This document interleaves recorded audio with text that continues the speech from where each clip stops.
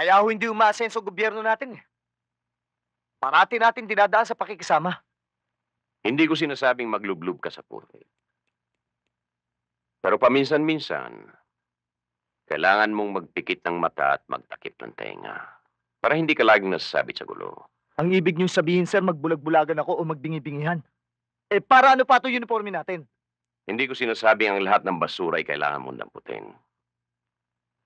At ang lahat ng bako ay kailangan mong amuyin. Kung sa bagay, sir. Pati nga yata dito bumabaho na rin eh.